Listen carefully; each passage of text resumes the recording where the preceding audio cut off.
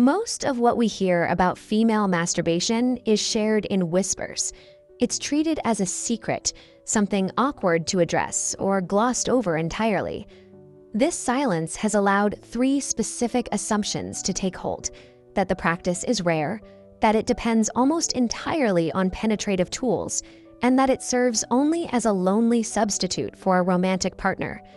Internalizing these specific myths often correlates with a measurable sense of shame.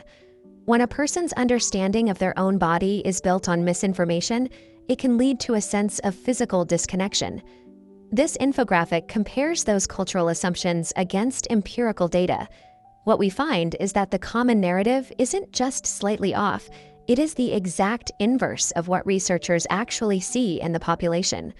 Correcting these misconceptions is a matter of health. Misunderstanding the basic mechanics of how our bodies work can actively damage our sexual and psychological well-being. To understand the reality, we have to look at the statistical baseline of how common this behavior actually is. Data shows that up to 94% of women have masturbated within the last year or two. This is a standard human behavior, with the average person practicing about once a week or every 2 weeks. If it's that common, we have to look at how it's happening. Media portrayals usually suggest that female solo play requires specific penetrative tools, most notably dildos. This chart clarifies the mechanics. Clitoral stimulation is used by 97% of women, while only 45% utilize vaginal insertion. Pleasure extends beyond the physical. Many rely on mental fantasies and visual or audio cues alongside their own hands. These statistics show a highly varied spectrum of behavior. The reality debunks the idea that there is only one correct way to seek solo pleasure, proving instead that it is a dynamic and normal part of life.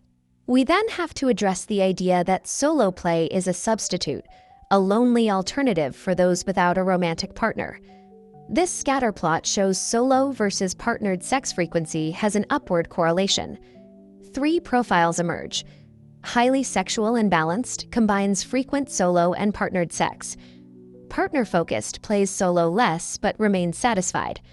Solo-focused has high solo frequency, often compensating for unmet relationship needs. These patterns demonstrate that solo habits are not a replacement for a partner. Instead, they act as an amplifier of a person's existing sexual life. Beyond behavior, we can also observe the raw physiological impact this practice actually has on the human body. The biological benefits are documented and concrete. Endorphins help reduce stress, improves overall sleep, supports healthy blood flow, and relieves headaches and cramps. There is one physiological caveat: sensory adaptation.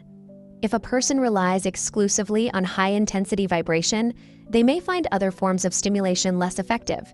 This is easily managed by taking short breaks from those devices or by incorporating them into partnered sex. Removing the stigma allows us to see this practice for what it is: an active, beneficial tool for physical health. When we strip away these myths and look at the empirical evidence, a different picture of health emerges. Viewing one's own body through a lens of shame creates a cycle of disconnection. This makes it significantly harder to understand your own physical needs or to communicate them effectively in a relationship. This flowchart demonstrates the alternative. A positive, data-driven view builds body confidence. That confidence leads to better communication, which ultimately results in a greater sense of control in sexual situations. In this context, specific frequencies or methods are irrelevant.